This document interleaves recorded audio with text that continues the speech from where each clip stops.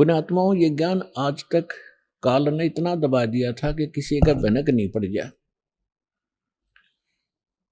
और अब ये परमात्मा ने सार्वजनिक करना था, ये समय निर्धारित पहले ही कर दिया था। वो समय आ गया, वो ठीक का समय आ गया अब। तो अब ये पूरे विश्व में फैलेगा और सबको चाह है भगवान की। अब भूल में चाहे कोई कितनी गलती कर रहा है, उस काम को अच्छा मान रहे।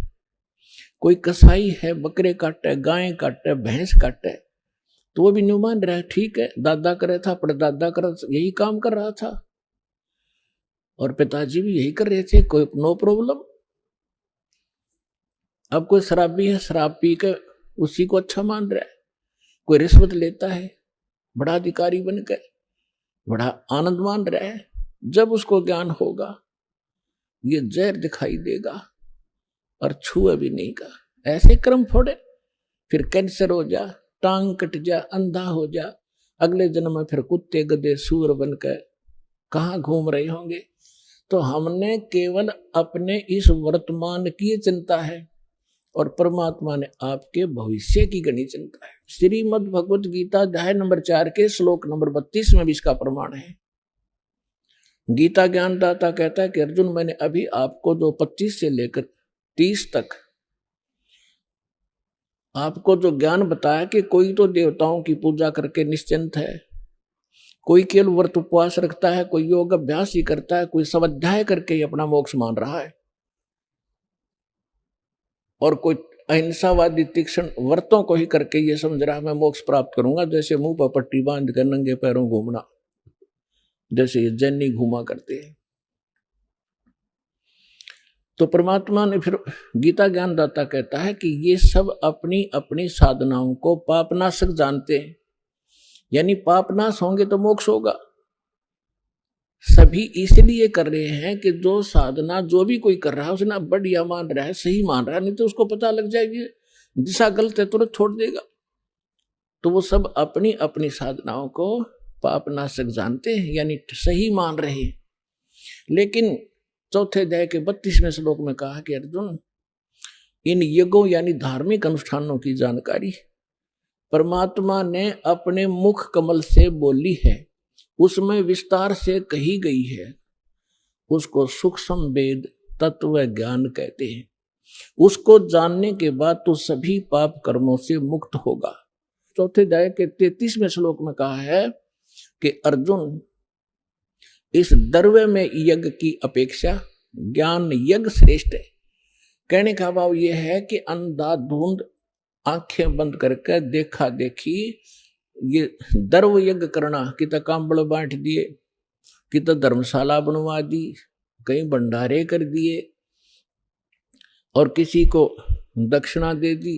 कहते ये इस प्रकार बगैर विवेक के, बगैर जानकारी के ये द्रव्य में यज्ञ करने की अपेक्षा ज्ञान यज्ञ श्रेष्ठ है, यानी तत्व ज्ञान समझ।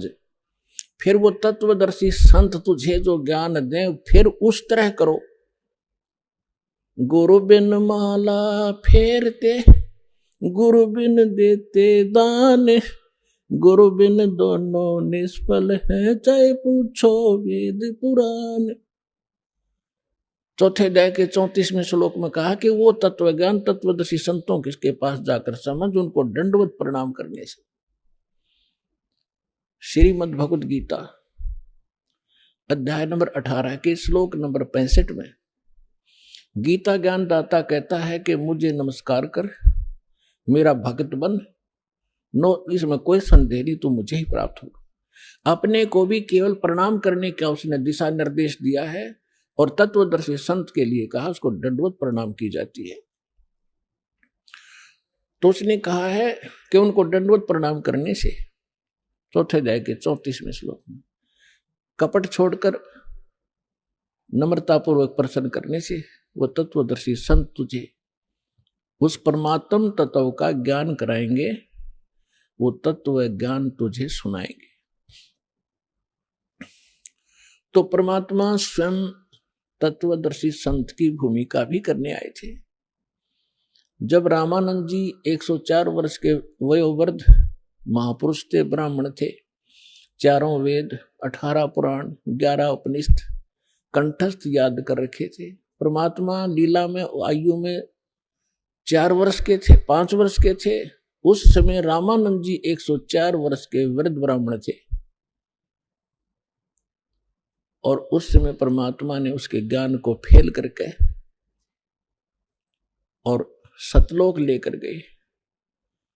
वहां परमात्मा को देखकर रामानंद जी ने जब वापस आया, समाधि टूटी उनकी, तब कहा था दोहु ठोड़ है एक तू भया एक से दो, और गरीबदास हम कारणे तुम आए हो मगजो। अब इसमें गरीबदास जी की जो साथ में नाम आता है, ऐसा समझो जैसे तुलसीदास जी ने लाखों वर्ष पहले की रामायण की घटना या कथा जो कि तो अपनी लैंग्वेज में चित्रार्थ कर रखी है, इसलिए तुलसीदास जी का नाम आता है, लेकिन गुणगान श्री रामचंद्र जी के हैं। तो इसी प्रकार गरीबदास जी को भी परमात्मा सचखंड लेकर गए थे, वहां से फिर वापस छोड़ा था। उसके बाद परमेश्वर ने उनका ज्ञान योग खोल दिया था। आदरणीय गरीबदास साहिब जी ने परमेश्वर की महिमा कलम तोड़ लिखी, आंखों देखी।